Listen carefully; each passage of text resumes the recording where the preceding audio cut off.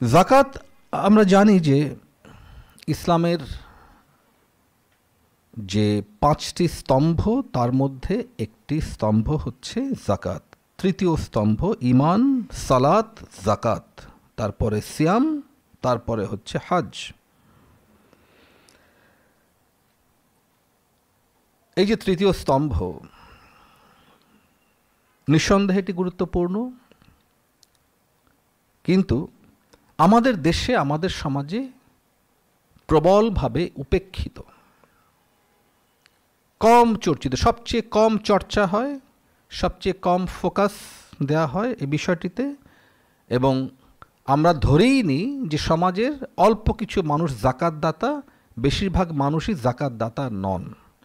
এবং আমরাও যখন বা আমরাও যারা জাকাত দাতা হিসাবে হইনি, আমরা কিন্তু এক ধরনের নিশ্চিন্ত বোধ করি যে আমার তো জাকাত হয় না, আমি বেঁচে গেছি, আর কি বিপদ থেকে বেঁচে গেছি, মানে ব্র্যাকেটে হচ্ছে বিপদ। যখন আমরা বলি ভাবি, তখন আমরা ধরেই নেই যে বা বোঝাতে চাই যে জাকাত মানেই হচ্ছে একটা বিপদ, আমার হিসেবে আসে না, আমি ভাই সেফ না, আমি সেফ না, আমি সেফ না। কেন সেফ না? বলতে পারেন যে আমার তো হিসাবে আসে না, তো আমি কি করব? আমরা আসছি আলোচনায়। আমি সেফ না কারণ হচ্ছে আমরা বলছি বা আমরা জানি হাদিস থেকে যে এগুলোকে বলা হয়েছে পিলার, 5টি স্তম্ভ, ইসলামের 5টি স্তম্ভ। তো স্তম্ভ কোথায় থাকে? স্তম্ভের অবস্থানটা কোথায়?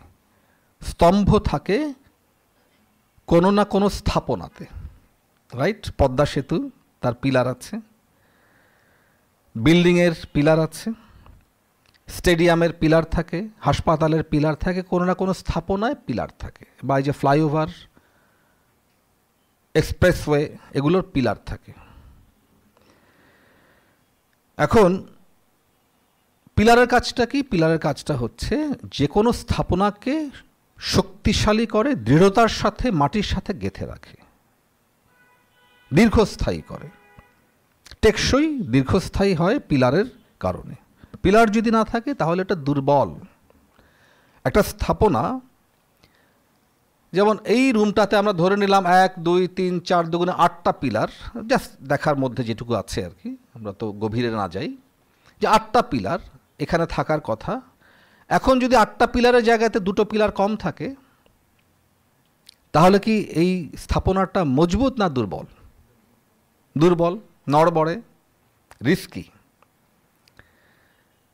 তাহলে আমার জীবনে 5টি স্তম্ভের মধ্যে একটি স্তম্ভ যদি প্রতিষ্ঠিত না থাকে, তাহলে আমারও ইসলামের যে স্থাপনা, যে শান্তি, বা আমরা বলতে পারি যে ইসলাম মানে হচ্ছে সমর্পণ, সমর্পণের মধ্যেই শান্তি, এবং এটা একটা ঘর, শান্তির ঘর, যে ঘরের মধ্যে ঢুকলে শান্তি পাওয়া যায়, শান্তিতে থাকা যায়। তো সেই ঘরে 5টা পিলার থাকার কথা, একটা পিলার কম আছে, তাহলে সেই ঘরটা কিন্তু দুর্বল, নড়বড়ে। তো প্রশ্ন হচ্ছে যে আমার হিসাবে তো আসে না, আমি তো আর হিসাবে না আসলে তো আর দিতে পারবো না। হিসাবে আসে না, কেন আসে না? আমি কি চেষ্টা করেছি? আমি কি নিয়ত করেছি? আমি কি চেয়েছি? নাকি আমি বেঁচে থাকতে পেরে আমি মানে মনে করেছি যে হয় না, আমি ভালো আছি? আমাকে তো চাইতে হবে। জাকাত দাতা হওয়ার আকাঙ্ক্ষা পোষণ করতে হবে, স্বপ্ন দেখতে হবে, চেষ্টা করতে হবে, আল্লাহর কাছে বলতে হবে যে আল্লাহ, আমার তো হিসাবে জাকাত হয় না, কিন্তু আমি তো জাকাত দাতা না হয়ে দুনিয়া থেকে বিদায় নিতে চাই না। তুমি আমাকে তোমার কুদরত দিয়ে এমন ব্যবস্থা করে দাও যেন আমি সেরকম সম্পদ অর্জন করতে পারি যাতে আমি জাকাত দিয়ে জাকাত দাতা হিসেবে দুনিয়া থেকে বিদায় নিতে পারি। আমার মধ্যে কি আকাঙ্ক্ষাটা আছে? আমার মধ্যে কি নিয়ত আছে?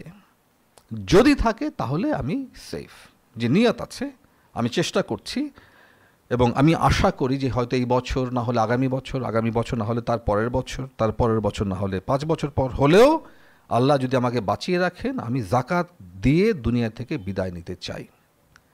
ইন্নামাল আমালু বিন্নিয়াত, আমি যদি এই নিয়তটাও করি তাহলে তো সেটা সওয়াব হবে। নিয়ত করলেও সব হবে, যে জাকাত দাতা হওয়ার যদি আমি নিয়ত করি, জাকাত হয় নাই কিন্তু নিয়ত করলেও আমার সব হবে আর কি। তার মানে হচ্ছে যে আমার ভেতরে একটা আকুতি আছে,